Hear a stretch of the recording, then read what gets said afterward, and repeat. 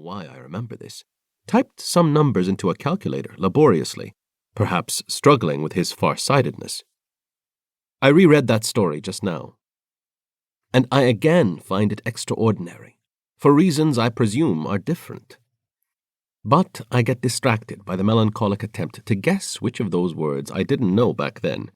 Embrasure, denticle, entablature, scapulary, daguerreotype, psaltery, doublet, gnomon, balustrades, licentious, gunwads, matchstaff, epaulette, sentient, décolleté, tricorn, taper, tassel, calash, sorel, benzoin, sophist, crinoline, ruff, octander. To read Carpentier entailed, first of all, listening to him and then translating him. First, listening to him the way we listen to a song in a language very like our own, but that we don't understand entirely, and enjoying the echoes and contrasts. And then translating him. Translating before we knew how to translate, or even that we were translating. Translating him in our own language. For someone who grew up with the Spanish of Chile, reading Carpentier was, of course, to travel to the island of Cuba. But above all, it was to travel to the island of Carpentier. 2. The foreignness of his own language was clear to Carpentier from the start, as the son of a French father and a Russian mother.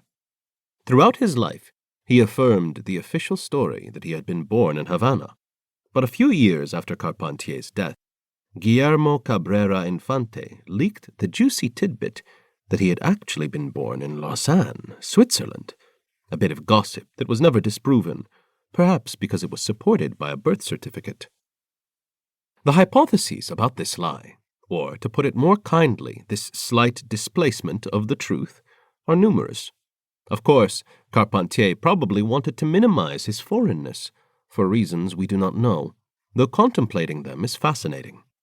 Listening to him in interviews on YouTube, any Spanish speaker would agree that this is a person who speaks the language with unusual dexterity and mastery, with his guttural pronunciation of the R as the sole, though conclusive, mark of his foreignness. And so it isn't hard to believe this new version of his biography, which presents him to us as a Cuban whose mother tongue was not Spanish, though he mastered the language very quickly, with extraordinary proficiency when he arrived in Cuba with his parents at 4 or 5 years old. There is no disputing that Carpentier was born on November 26, 1904, which is not relevant in and of itself, of course, except for readers who are interested in astrology. But I mention it because that is also the birthday of Esteban, one of the protagonists of Explosion in a Cathedral, who in fact becomes a translator, significant since the book is often understood as a novel about the translation of the ideals of the French Revolution to the Caribbean. Although we later come to realize that the beautiful and terrible initial section foreshadows Esteban's importance, the figure of that orphaned, sickly boy seems, in the first chapter, less relevant than his cousins, Carlos and Sofia, with whom he lives as one more brother in a big house in Havana. The novel opens with these 3 teenagers in mourning after the death of their father, a well-to-do plantation owner who had been widowed years before. Instead of returning to the convent, where she has been educated so far, Sofia chooses to stay home with her brother Carlos, who is destined, or more like condemned, to take over the family business, and her cousin, whom she tries to care for and protect.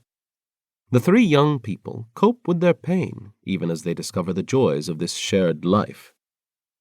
Absorbed in interminable readings, discovering the universe through books, grief becomes, as well, a fitting pretext to stay aloof from all commitments or obligations, ignoring a society whose provincial intolerance tried to bind existence to ordinary norms, to appearing in certain places at certain times, dining in the same modish pastry shops, spending Christmas on the sugar plantations or on estates in Artemisa, where rich landholders vied with each other over the number of mythological statues they could place on the verges of their tobacco fields. They are distracted from this intense and entertaining life of seclusion by